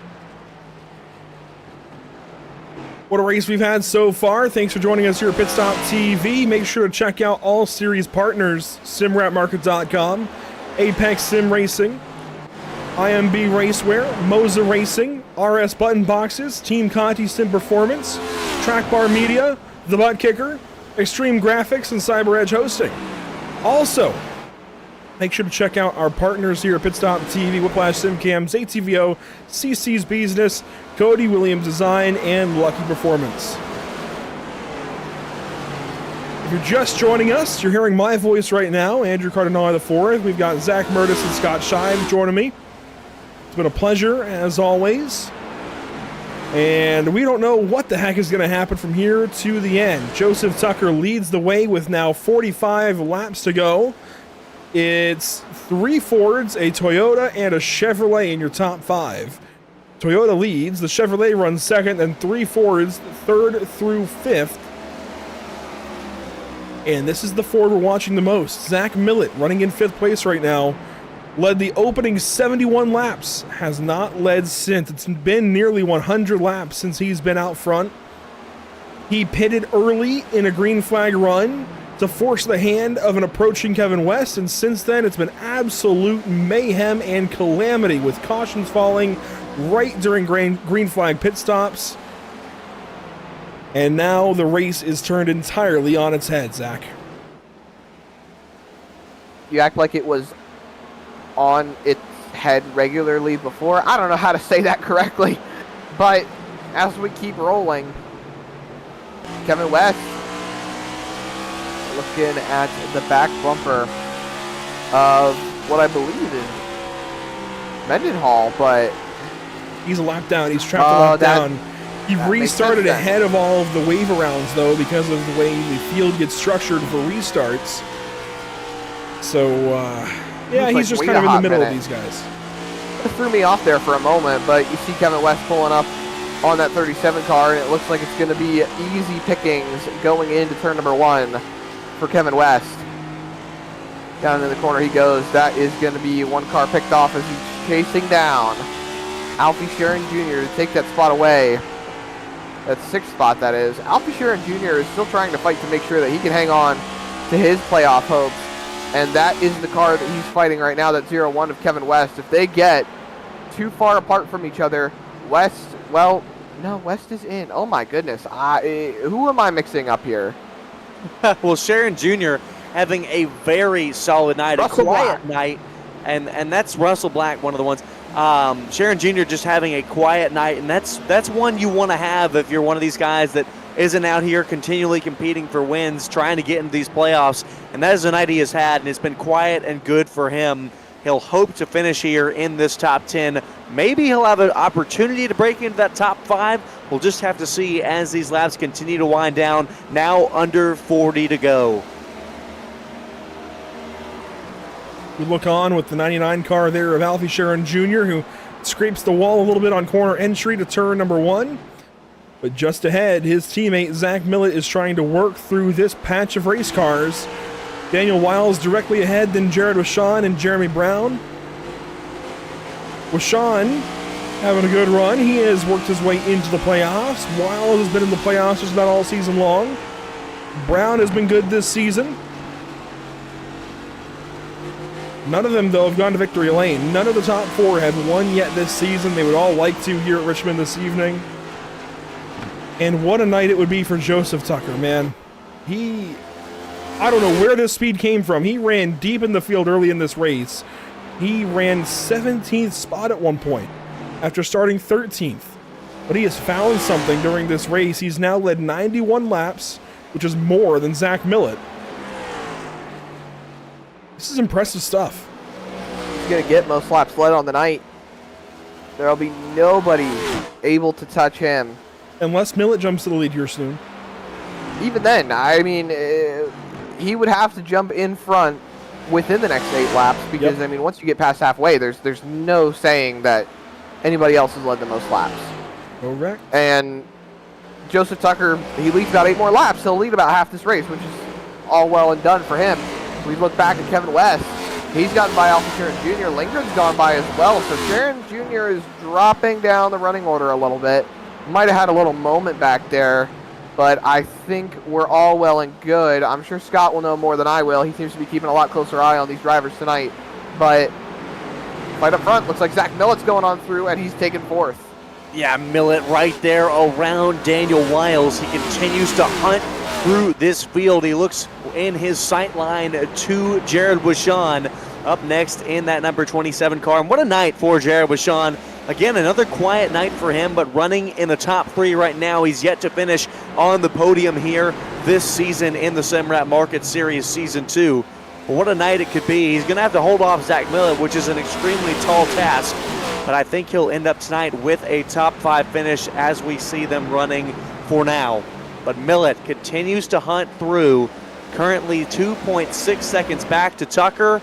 Is there enough time if we run this through green? Well, Tucker is out now to a 1.6, 1.7 second lead over Brown. 2.7 seconds back to Millet with about 30 laps to go. This looks very much like Joseph Tucker's race. Unless we get a caution, which every time we start to think about it, it happens, it feels like. Unless we get a caution, I think it's his race. Yeah, and it looks great for Joseph Tucker. Another driver I want to highlight is Jeremy Brown. I mean, he has been running great here tonight. We saw him after that first caution around lap 70 that switched up this field. He's been running in the top 5 ever since. But every time I think about Jeremy Brown, I think about the heartbreak that we saw early on in the season. Where was it? Was it Charlotte or Las Vegas? It was Las Vegas that we saw him leading on the last lap in fuel strategy, wrecked by a lap car of Martinek. And, I mean, it was heartbreak. I remember we were both genuinely speechless, and him running second here just reminds me of how close he was to winning this season. Yeah, I think he should have had that win. Ended up going the way of Zach Millet, but that's just the way racing goes sometimes. Things happen like that. So even though we say he should have had the win, he didn't get the win. Something happened that prevented him from winning that race, and it happened to be that lap car on that particular evening. So the 07 did not go to victory lane, has been winless since, and really has never been the same. Had a couple of really good runs to open the season up. Nearly won that race on fuel strategy at Las Vegas, but just has never really recovered to his former self, it seemed like. He's had some decent runs, but this is the best he's been since then. Now running in second place with about 25 laps to go. A little free there off the corner. And again, I go back to practice. He was slowest at one point in practice, at multiple points of practice. So to be running second now, I don't know where he found it, but he found it somewhere. Well, and one more note here, Zach, before I give it back to you. Look, he's running right now, obviously well in the top 5. He's 5th in the standings overall. And next week when we go, let's see, to St. Louis, the points reset. I mean, it is a reset for the first time here. And, Zach, that could be an open door for Jeremy Brown. That it could.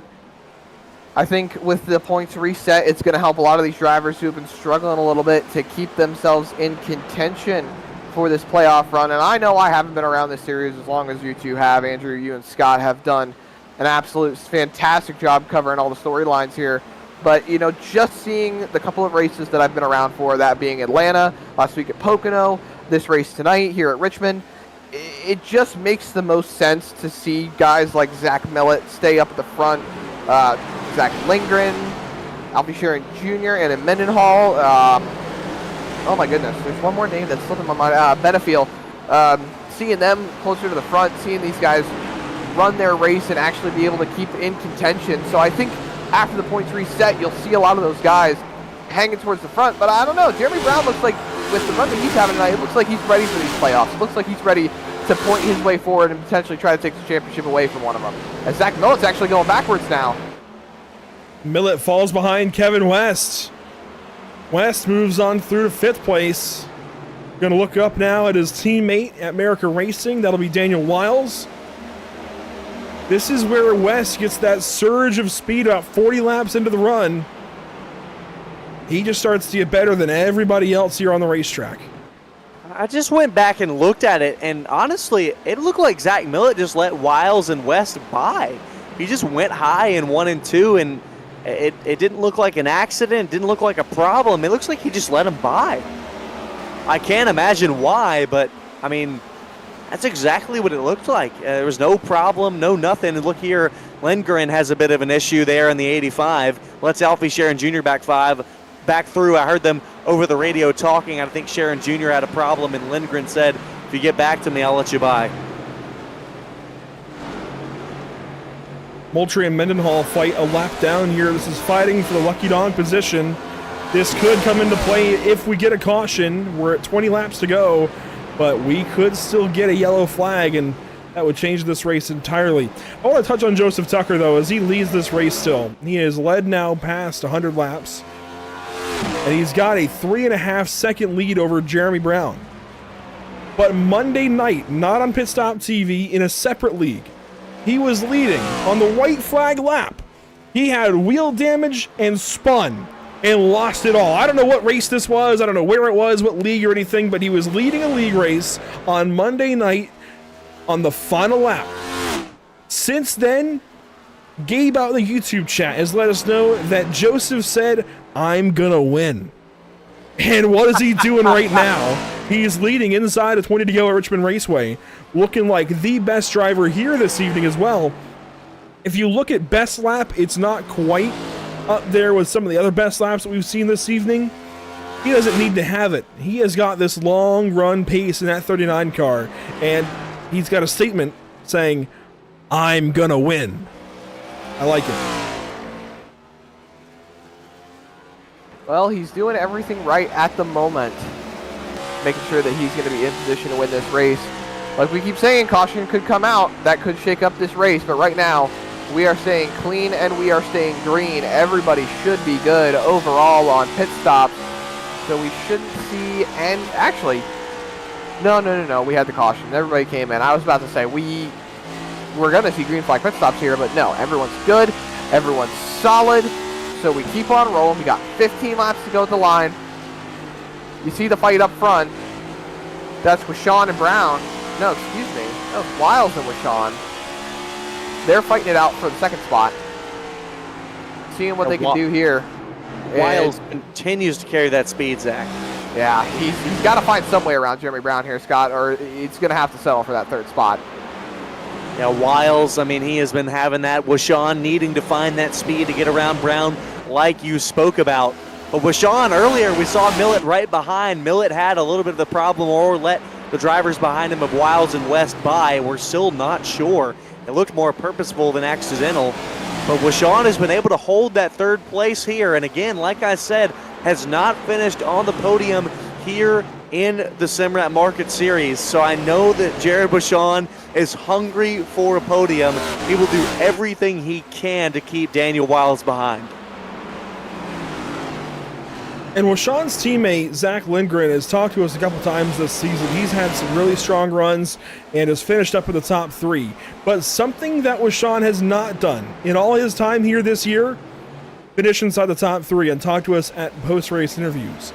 He hasn't, I don't think he's even had much of a top five. He's just been consistently top 10ing them to death and has put himself in the playoffs so far. I mean, we look at the graphic again. Let's see, 23 points to the good. He was right on the cusp for a long time, having kind of top 15 runs and then working his way towards the top 10 and slowly getting better and better. This could be a season highlight this evening for Jared Washawn at now 10 laps to go.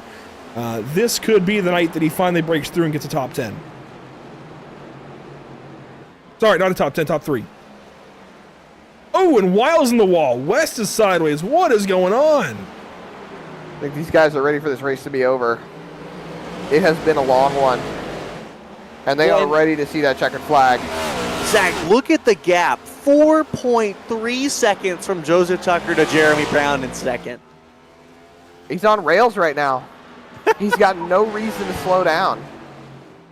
I mean, he has got that car on cruise control, having a Sunday drive, ready to paint the town red. I mean, this man has been absolutely phenomenal this last half of the race. Just no slowing down. And I think that...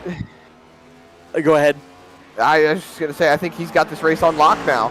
And I don't want to keep saying that because the last time you said a driver has the race on lock, that driver is no longer in the lead now. Hint, hint, Andrew? No, last time I said it, it was about Joseph Tucker. No, you were talking about Zach Millett, though. Earlier, maybe. I don't recall.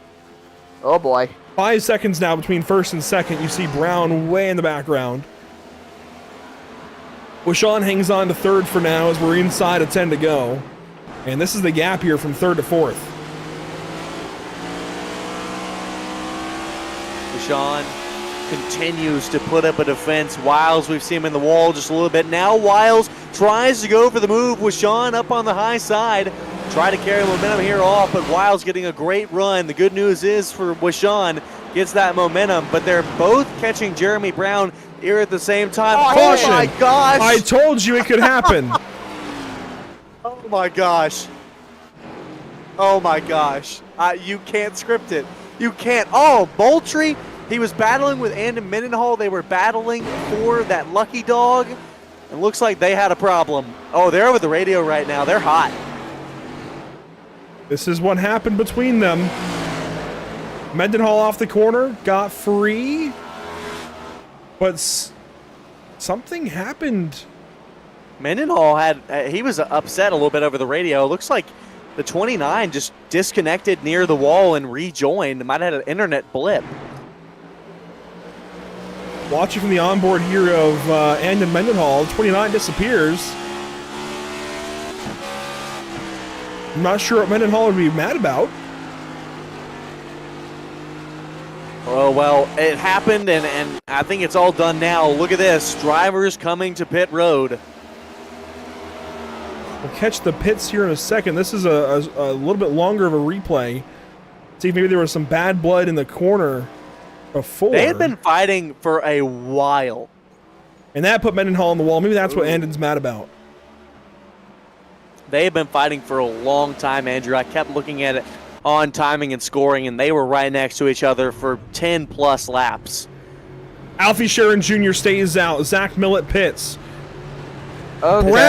Brown wins the race off of pit road. I was going to say, this is a key pit stop, the last one of the night. You can't have any problems. No going through too many boxes, no speeding, no missing the box. And look at that, Jeremy Brown trying to recover all the way back from Las Vegas. Oh my gosh. I know that Joseph Tucker is so upset right now. And look at this, Kevin West up into second. Tucker gets off third. What an ending this is going to shape up to be. Okay, so Tucker got played. He took 4. boy. The other 2 took 2. Brown and West each took 2 tires. This would really change things up a little bit. Oh my gosh. With Alfie Sharon Jr. still on the racetrack, he's still in. He's 20 points to the cut line, so he's fine. And then Mendenhall is the big one because he's 3 points to the cut line. He is 17 points above Gary Bowman, and he is 26 points above Russell Black. And they're both only one and 2 spots in front of him. So, and I think he's had a lot of speed tonight, even after the issue we saw on the front stretch. I think he's going to get in front of them and be fine. And I think our playoff picture will pretty much stay the same for those top 12. Hold on a second. Hold on Zach a gosh still darn minute. I am very much still mathing. So Black is 10th, first car 1 lap down. Mendenhall is 12th, 1 lap down. So currently they're separated by 2 positions. They're separated 10th and 11th. So that is going to put them 10th and 11th, or 10th and 12th. That separates them. I tell you what, let's do some math after. This is going to be a green-white checkered. We want to hit overtime rules real quick. It's 2-lap restart. Green lap, then white lap, then checkered. If the green lap is completed, the race is official. If the green lap is not completed, we restart again. We have 3 attempts at it. After all attempts are used, a caution can end the race. We'll leave that graphic on your screen as we come around to the Geico restart zone. Green flag in the air, and we are racing once again at Richmond. Green, white, checkered style. 3 wide through the middle. Zach Millett trying to make it work. Jeremy Brown's going around. Or excuse me, that was Joseph Tucker that tried to make it work. West is loose. They're going to crash. Lindgren's around. Tucker got Lindgren. We did not get back to the white flag. We will rack them up and go again. You saw Joseph Tucker dive there into turn number 1, got into the back of Brown. That got them sideways, and then behind them, drivers had to check up. That got Lindgren messed up. We'll take a look back at all here from the green flag.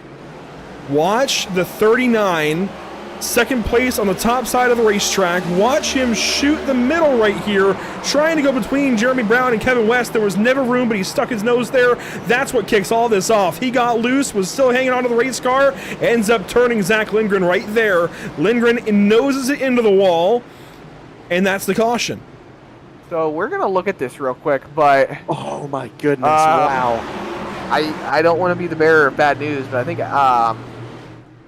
think Russell Black just got denied the free pass. Yes, he did. Gary Bowman is going to take the free pass because when the wreck happened, and you'll see it here on the restart, you see that car all the way to the right-hand side, that's Russell Black. When the caution initiated, he made contact with one of the cars, which therefore resulted in him getting an incident penalty. There you see it right there. Between him and Joseph Tucker, that is what just denied him the free pass, and that is what puts him one spot closer to Annan Mendenhall in the opposite direction for your points battle right now. Andrew, could you have imagined an ending like this to this race? I mean, we saw it last week at Pocono, me and Zach. I mean, the last 5 laps were insane, and we get a caution with 5 to go. And then a caution here in our first green-white checkered attempt. Alfie Sharon Jr. got a great restart there. Could we see Alfie Sharon Jr. get his first win of the season pitting with no tires, staying out, no tires? No tires for the 99 car. I don't know. It's going to take a heck of a parking job in the corners. West is right there with 2 tires. Yep, and then with Sean on 4, Millett on 4, Brown on 2. But this takes Jeremy Brown out of it. This drops him back down to 5th place. It's going to take a big, big restart for him now to win this race, especially with 4 tires in front of him. Hey, guys. Oh, no. We have us a race.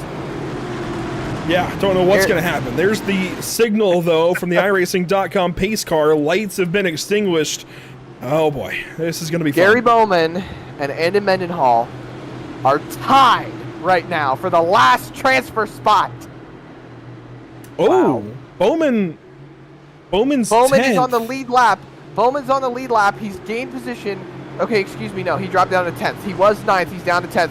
So that puts him, if I'm not mistaken, that puts him about 4 to 6 points out at the moment. He needs 2 spots. 2 spots to get it. Overtime rules on your screen. Here we go. Geico restart zone. One more time. Green, white, checkered, number 2. Green flag in the air. Let's try this again. Down to turn 1. Alfie Sharon Jr. leading the race. Kevin West way up the racetrack. That's going to open the door for Jared Wishon on the inside. West, huge, big there into Zach Millett. They both went sideways. The door is still open for Jared Wishon to the bottom. Alfie Sharon Jr., no tires there. White flag presented by Whiplash Sim Cams. We need a few cars to take themselves out of contention if Bowman wants a shot to make his run into the playoffs. Mendenhall is the first car 1 lap down. They're only separated by 1 position. It doesn't look like it's going to happen unless something goes the wire into turn number 3. Here we go, coming to the checkered. Here comes Jared Wishon to the checkered flag. Win number 1 of the season for Jared Wishon at Richmond. And I can tell you for sure he is in the playoffs. It's not a win and you're in, but he has got a whole bunch of points now for winning this race. Elite Motorsports finally has got their win on the year in the Sim Wrap Market Series. It comes at Richmond Raceway in the final race of the regular season. Jared Wishon over the jump and into the grass. He's going to celebrate here at Richmond Raceway. I mean, Andrew, we were just talking about how he had not finished on the podium. Well, he goes tonight to finish the top step. What a run by a lot of these drivers tonight, and I can tell you for certain, once all things are said and done and everything is lined up correctly, I believe Annan Mendenhall will secure his spot by 10 points over Gary Bowman. So it got pretty close there at the end. Bowman lost a few spots on the restart. Mendenhall gained 1 spot, and it all shook up. But when all is said and done, Jared Wishon takes that car to victory lane. He's going to park it on the Richmond Raceway logo, the old logo that is, and he's going to do a little bit of a burnout.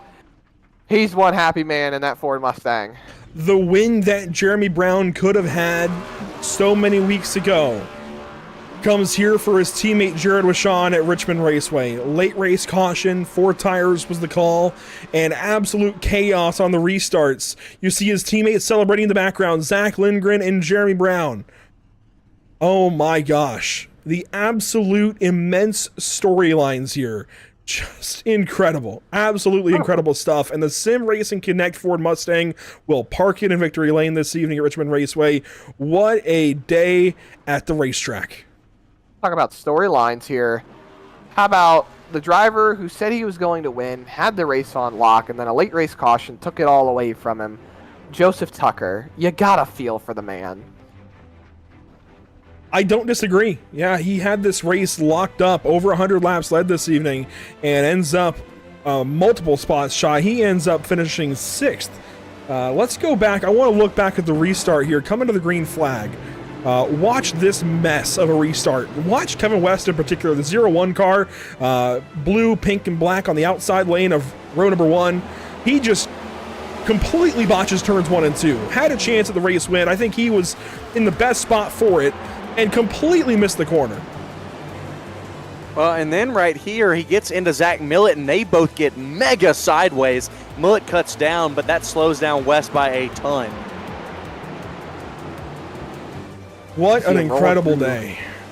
You see him rolling through turn number 3 here, coming to the white flag. This is side by side at the line. I believe Alfie Sharon Jr. had it at the white flag, and then you see him rolling through 1 and 2. That bottom line just rips so good here. That outside line was really good for defense, but on old tires, it can't do you too much good when you don't have the rotation. You just see the fights all the way around through the center of the field. You see Millett with a late race run right there. He'll get Alfie Sharon Jr. at the line for 2nd, but Jared Wishon, a big gap out in front, taking home that win. He, like I said, has got to be one happy race winner. Jared Wishon with the race win this evening. Just like last night in the BRB Racing League Bunt Kicker Cup Series, 1 lap led for the race winner. Tonight it's Jared Wishon. 1 lap led. It was the final lap. Zach Millett comes home 2nd, Alfie Sharon Jr. 3rd, Jeremy Brown in 4th, Kevin West in 5th. That's your top 5. Boy, the storylines there. Zach Millett dominated the early portion of this race. Alfie Sharon Jr. trying to make sure he stays in the playoffs. Brown was already good. He was just trying to recover from Las Vegas weeks ago. Kevin West looking for his first win of the season. Thought he could have had it on the long run. Then Joseph Tucker down in 6th. Thought he had this race wrapped up. Caution for Michael Moultrie ends that day for Tucker. Zach Lindgren 7th, Matthew Carabina a top 10 and 8th, Daniel Wiles 9th, and Gary Bowman, it's not going to be enough for the playoffs. He finishes 10th. Yeah, he'll need some penalties handed out if he wants to make that car pointed in for the playoffs. Anna Mendenhall, Russell Black, and Brian Ruisi, they all end the race about 1 to 2 laps down, and then it's Michael Moultrie, your first car completely out of the race. He's going to come home 14 laps down. Matthew Taylor 60 laps down. Dalton Tucker ended up parking it with only just past halfway, really, a little bit past halfway into this race. 16th on the night for Dalton Tucker. Dylan Cardenius ends his night early, just about 130 laps short. He didn't even make it to halfway for tonight. Edward Jurgen, he parked it not too long into this race, only about 20 laps in. And then we have a 19th car score, but that is just race control listed on our results. That does it this evening for the on-track portion of action here. Let's go down and talk with Jared Wishon, who comes home with the race win. What a restart for you, Jared. We thought maybe Kevin West was in a good spot, but you come shining through. What happened there with 2 to go? I have no clue. I still can't believe I won that race because I was talking to Jeremy and Zach coming into this race that I just hate this track. I couldn't get the left front wheel to stop locking up, and then somehow I ended up winning it. I have no clue. I almost threw it away, tried to throw it away, and somehow here we are. I don't know. I have no clue how we won that. And this, of course, helps confirm you in the playoffs. This now kicks off a whole new string of what could be for you in the playoffs, the run to the championship. Do you feel like this reinvigorates the whole operation at Elite Motorsports? It's definitely nice to get 2 cars in the playoffs. Jeremy's been up there all season to have a shot, and it was a fight to get me into the picture here, and luckily we got the win to seal it tonight, I'm pretty sure. So I mean, I don't think we'll have much of anything to fight for in the playoffs on the 27, but it's nice to at least be included in the top 12. And I mean, everybody gets reset or the bonus points or whatever, and we'll just have to see what happens from there. Well, you'll be one of 3 drivers, just one of 3 drivers in the playoffs and on our points graphic that has a win this season. There were a couple of other specialty wins, as we called them. They aren't even close to the picture. You've got to win this season. Hang your hat on that. You've got something to fight for here for the championship. I know you don't have maybe the greatest outlook. You feel like maybe you're already written out of it, but you have a chance. I promise you, Jared. Congratulations winning this evening. Hopefully we'll talk to you again soon. Yeah, thank you. Just want to give a shout out to Sim Race Connect for being on the car this season and luckily getting them into the playoffs here, so hopefully we can have something to fight with, and we'll just have to see how that goes. But I don't know. And thanks to Jeremy and Zach and Brad for all the teammate work this year and helping me out. I was definitely not looking forward to this race tonight and didn't think I'd have anything coming in, and they definitely helped me get the right mindset, and we just kind of stayed at it, and somehow it fell our way. But thank you guys for broadcasting this and giving us a chance to go back and watch it. Absolutely. Congratulations once again. That's Jared Rashawn with the race win this evening at Richmond Raceway. Let's go down and grab now second place Zach Millett, who comes home with one heck of a finish over a teammate there at the line, Zach. Yeah, just so close there at the line. Oh my goodness. Little soundboard right there for Zach Millett, but he joins us after finishing the race second. Man, I had you written on for winning this race last week when we spoke after you got that race win at Pocono. What happened there, man? You're making me look bad. Man, I don't know if it's broadcast cursed or curse or what, but I don't know. Once the sun went down, I just felt like I fell off a cliff, man. I didn't feel as fast. I don't know. I wasn't burning up tire. The tires didn't look bad, but boy, they felt way worse than what they showed. So I don't know. I thought Tucker kind of had it in the bag. He was running away. He had great pace at the end, and it was chaos there at the end, man. Anytime you get a green-white checker here, it's absolute chaos. Well, put the blame on me then for you not being able to win this race. I guess the commentator's curse is one way to go, but you know, the big thing overall that we saw a lot of drivers dealing with tonight was not being able to get the car woed up for the corner, having left front brake locking, and just really trying to be able to rotate overall from center off. I mean, do you think you were having any big issues relative to that, or do you think maybe it was something a little different on that race car? No, it seems pretty much spot on, man. Once the sun went down, my apex speed was just garbage. I don't know what was going on. I was trying to back it up even further, and it just wouldn't make much of a difference. So I don't know. Before that, it was like on rails. I felt great that first stint there, and once the cautions started flying, it was a bummer. But yeah, the last restart, man, I really wanted to stick right behind Kevin West and see him fly up there, get a W, and turn one was a little scary. I hope I gave him enough room. I'm just going to start watching the replay here in a second, but we both came off a little sideways. I hope I didn't give him, I hope it wasn't too close there. Well, the regular season comes to a close now, and you roll into the playoffs, 6 races, the top seed, 5 wins on the regular season. You were almost able to get number 6 tonight, but how do you feel about your chances rolling in as the top seed? I feel pretty good. I would have loved to see how Benefield ran here. I know he's really strong at Richmond. He's strong everywhere, but going in the playoffs, it's it's a reset, it's a whole new game, and it almost feels like a whole new season. So I got to just keep looking forward, and hopefully the momentum will keep rolling, and we can come out looking pretty good. There you go, Zach Millett, second on the night, first in the playoffs, rolling into next week. Congratulations, man. Hope to see you going into the next race. Thanks, guys.